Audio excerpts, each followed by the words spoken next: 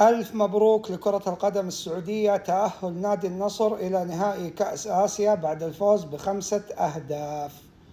تعديل يا جماعة، أنا نزلت مقطع وقلت اللي سجل أهداف النصر سيماكان، أنا أقصد كومان. آسف على اللخبطة.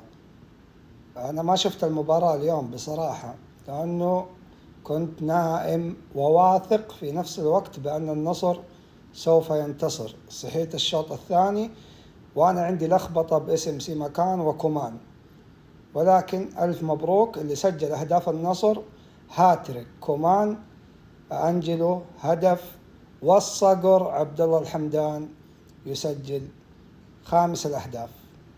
يعني الحمد لله النصر وصل النهائي، والصقر عبد الله الحمدان عاد من جديد لكي يصبح صقر حقيقي مع كبير آسيا نادي النصر. ألف مبروك لكرة القدم السعودية، ألف مبروك لجمهور العالمي، ألف مبروك للاعبين العالمي، ألف مبروك لإدارة العالمي.